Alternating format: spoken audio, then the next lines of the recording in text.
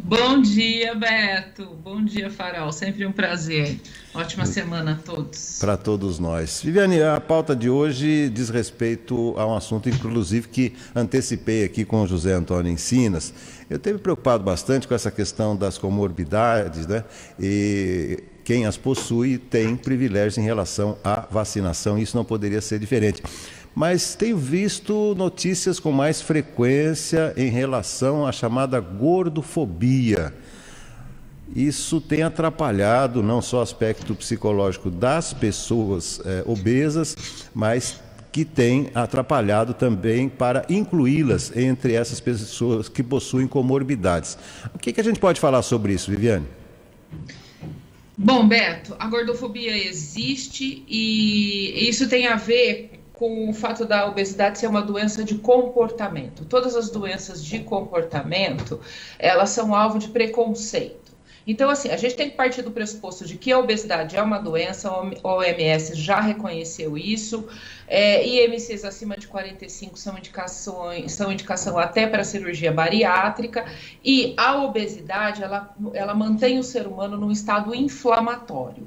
Então, desde o início da pandemia, já é sabido que os obesos são considerados um grupo de risco para a virose. O organismo é inflamado, então ele tem menos condição de se defender do processo inflamatório que a própria Covid traz. Porém, se você abrir as redes sociais, se você abrir o Instagram, tá lotado de ódio lá dentro, inclusive de ódio a quem é gordo, porque é feio, porque é sem vergonha, porque come porque quer, porque não tem disciplina, enfim, a sociedade contemporânea e a sua bazuca virada para todo lado, né? Como eu costumo dizer, tudo que é fora do eu, tudo que não sou eu, tudo que é diferente de mim, eu saio agredindo, eu exerço preconceito, eu exerço intolerância.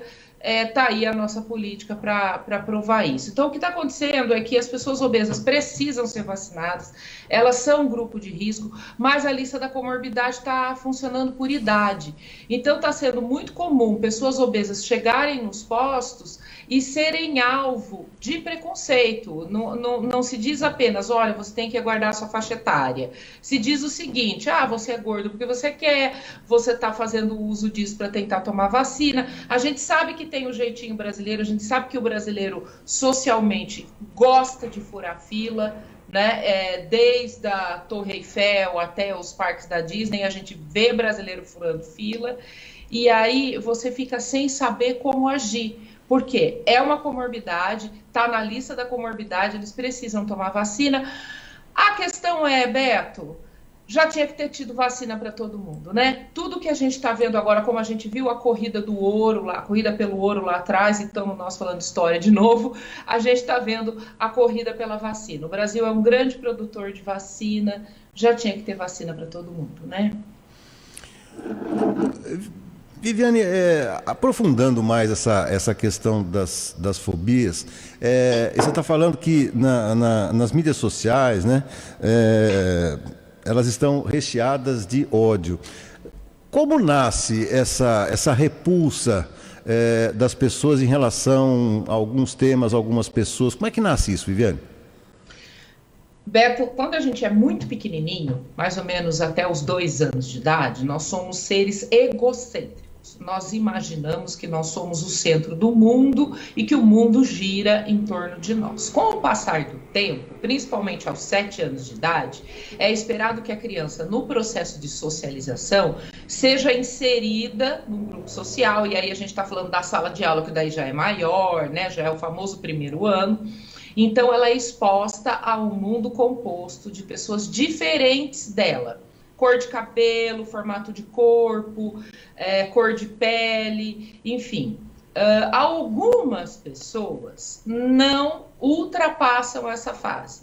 Elas continuam, às vezes adultas, vivendo no egocentrismo, imaginando que tudo que é diferente dela, tudo que ela não gosta, tudo que ela não aceita, ela tem que odiar. Então, assim, quando a gente fala gordofobia, que seria... Fobia vem de medo, eu nem acho que esse é o termo certo. O que as pessoas têm é ódio de quem é gordo, é ódio de quem é negro, é ódio de quem é diferente, de magrelo, de baixinho. Então, são pessoas que, por qualquer circunstância, não evoluíram psicossocialmente e não conseguem aceitar quem é diferente delas. Isso vale para a homofobia também. A gente vê pessoas que têm verdadeiro ódio ao outro, porque o outro tem uma natureza sexual diferente da dele. Então, o ser humano que odeia e que repulsa tudo que é diferente do que ele é e do que ele acredita, é um ser humano que não evoluiu e que é muito propenso a odiar e a agredir. É o que a gente vê, né, no dia a dia na sociedade. Isso em alguma medida pode ser refletido dentro de casa também? Claro, Beto. Eu costumo dizer que tudo começa e termina dentro de casa, né? O homem é um ser social. Nós aprendemos normas e valores dentro de casa. Então, quando você educa um filho, você tem que educar de modo a mostrar para ele que o mundo é mais do que ele, é mais do que aquela família, que as pessoas são diferentes. Então, por exemplo, a gente viu agora na pandemia um ódio descabido ao chinês, que tem uma feição diferente da nossa, por ser asiático, não caucasiano como nós, no caso eu e você, né? Então, assim, eu odeio.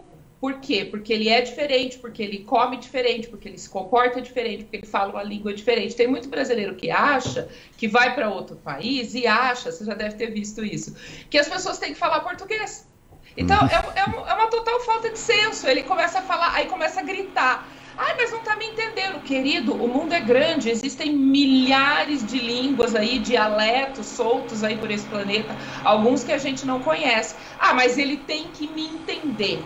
Não, ele não tem que te entender. O jogo da vida é você se adaptar a essa diferença toda de pensamento, de cor de pele, de formato de corpo, de formato de olho, enfim. O grande ódio vem daí, Beto. Vem da gente imaginar que nós somos o correto e que tudo que é diferente da gente é errado. Tá certo. Bom, hoje vou te pedir uma mensagem final. Aí estamos à metade da semana. Muita gente se preparando aí para notícias que talvez não sejam tão animadoras, né, em relação ao avanço da pandemia, principalmente aqui em nossa cidade, aqui em Limeira. Como que a gente deve se preparar para talvez mais endurecimento em medidas de convívio social? Beto, Mário Quintana tem uma frase que eu gosto muito que diz assim: só não muda de opinião quem não a tem. Do jeito que estamos agindo agora, não está funcionando, né? Se estivesse funcionando, nós já estaríamos num outro patamar.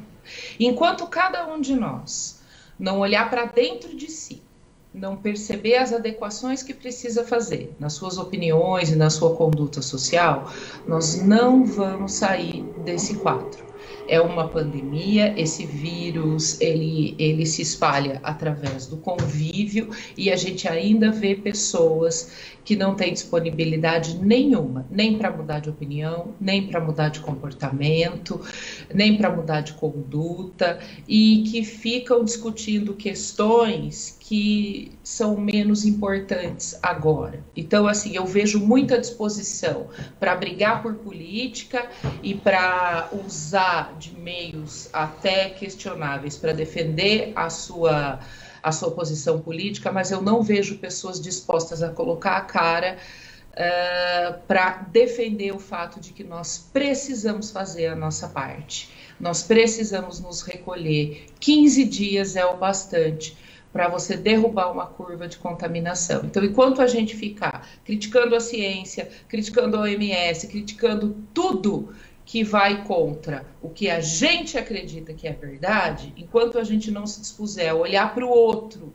e não só para si, e a perceber que é só juntos que nós vamos sair dessa, nós infelizmente vamos ter que passar por tudo isso. Muita força para nós, muita perseverança e muita fé.